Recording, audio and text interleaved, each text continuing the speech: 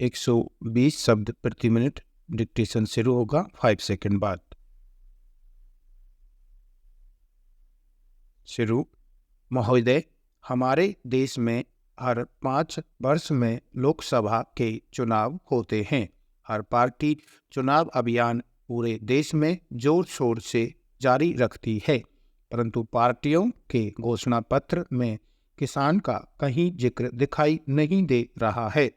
मैं मानता हूं कि भारत की 60% आबादी कृषि और कृषि से जुड़े उद्योगों पर निर्भर है।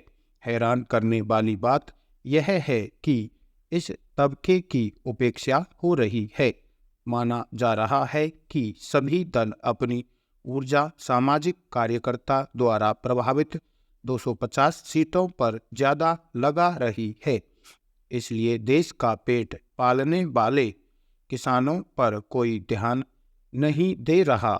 जबकि एक तथ्य यह भी है कि पिछले 7 साल में देश के किसान आत्महत्या कर चुके हैं। सर्वेक्षण के अनुसार कहा जा रहा है कि देश के 40% किसान खेती बाड़ी छोड़कर अन्य उद्योगों की ओर जाना चाहते हैं, क्योंकि उनका मानना है कि खेती अब पहले जैसा लाभ का धंधा नहीं रह गया है।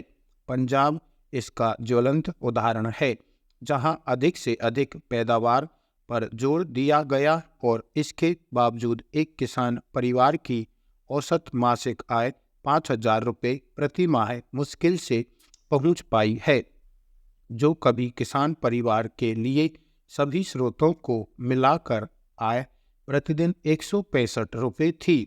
जहां राष्ट्रीय स्तर पर कर्जदार किसान परिवार का औसत बकाया कर्ज 25 रुपये था, वहीं अब 2 गुना हो गया है। पैराचेंज। सघन खेती ने कृषि का मूल आधार मिट्टी, पानी, जैव विविधता और जलवायु को गंभीर नुकसान पहुंचाया है। रासायनिक उर्वरक और कीटनाशकों के अधिक प्रयोग से हमारी मिट्टी की उर्वरता नष्ट हो गई है। हमारी 25% जमीन क्षारीय और जलीय हो गई है। हमने रासायनिक तत्वों के अधिक उपयोग से पानी और खेतों को जहरीला कर दिया है, खेती को अस्थिर बना दिया है। इससे देश के बहुत से हिस्सों में गंभीर पर्यावरण से संबंधित, स्वास्थ्य से संबंधित समस्याएं पैदा हुई हैं। खेती से जीवन यापन तभी संभव है जब मिट्टी, पानी, जैव विविधता और ज्ञान का संरक्षण किया जाए।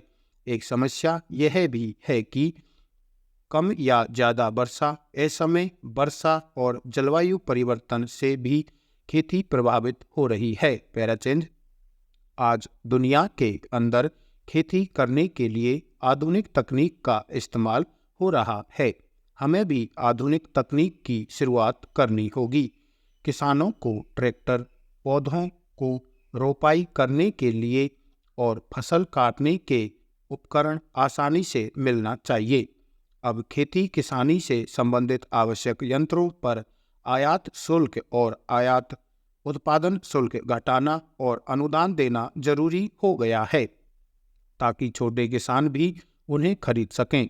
कृषि यंत्रों के साथ साथ कृषि मजदूरी में भी सब्सिडी का प्रावधान होना चाहिए, क्योंकि कृषि मजदूरी की समस्या भी उत्पन्न हो गई है। पैराचेंज। देश की सिंचाई परियोजना के संबंध में ऐसा बताया जाता है कि पिछले 20 वर्षों में पूरी नहीं हो सकी है।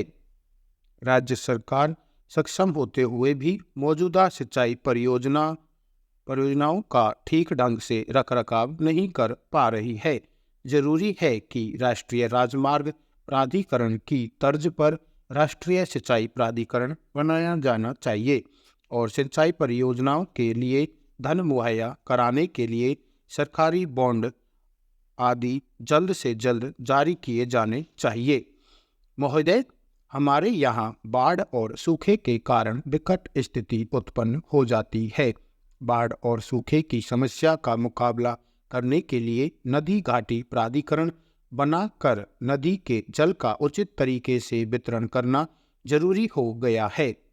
नदियों को शहरों में फैलने वाले प्रदूषण से बचाना बहुत जरूरी है, जिनका पानी आखिर में फल सब्जियों को प्रदूषित करता है।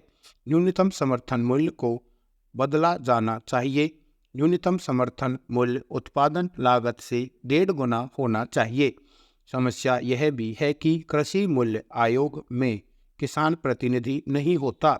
इसे भंग करके किसानों और कृषि वैज्ञानिकों को इसमें शामिल करना चाहिए। सरकारी खरीद के लिए भारतीय खाद्य निगम का विस्तार किया जाए। अनुदान सीधे किसानों के बैंक खाते में जमा होना चाहिए। इस संबंध में बातें ही बातें होती रही हैं, लेकिन ज़्यादा काम नहीं हुआ। अब हकीकत में काम करने का समय आ गया है। सभी छोटे किसानों के लिए फसल बीमा सुरक्षा का इंतजाम होना चाहिए। आपदा की स्थिति में सीधे किसान को मुआवजा मिले, इसलिए फसल बीमा में किसी इलाके या समूह को इकाई न मानकर हर किसान को इकाई माना जाए। कृषि बीमा के तहत बटाईदार किसानों का ध्यान रखा जाना भी बहुत जरूरी है। पैराचेंज। आज की स्थिति में मात्र 28% किसानों को ही जिनके पास चल अचल संपत्ति होती है, उनको बैंकों से ऋण मिलता है और छोटे किसानों और कृषि मजदूरों को बैंकों से ऋण नहीं मिल पाता है। दूसरी ओर जो किसान किराए पर जमीन लेकर खेती करते हैं, उनको बैंकों से ऋण नहीं मिलता है। लगभग 60% किसान और 70% कृषि मजदूर आज भी कर्ज में डूबे हुए हैं और ये लोग निजी साहूकारों से कर्ज लेते हैं, जिनका ब्याज अधिक होता है। इसके लिए काश्तकारी अधिनियम में बदलाव की तत्काल जरूरत है। जब भी सामूहिक बीमा, स्वास्थ्य बीमा और पेंशन वगैरह की बात आती है, तो किसानों को नज़रअंदाज कर दिया जाता है। ऐसी पेंशन न सिर्फ सम्मानजनक होनी चाहिए, बल्कि इतनी होनी चाहिए कि उसका आसानी से गुजारा हो सके। यह भी जरूरी है कि हर साल संसद में अलग से एक कृषि बजट पेश किया जाए। ये सब किसानों की वे ज़रूरतें हैं जिन्हें पूरा करने का वक्त आ गया है। प्रमुख राजनीतिक दल किसानों की ओर ध्यान नहीं दे रहे। दलों के घोषणा पत्रों में ऐसे मुद्दों को जगह दी जानी चाहिए। प्रधानमंत्री आपका है, मंत्रिमंडल आपका है, आप सत्ताधारी दल हैं, आप सत्ता में बैठे हैं, आप किसानों की जरूरत पूरा कर सकते हैं, आप विपक्ष के नेता नहीं हैं। स्टॉप।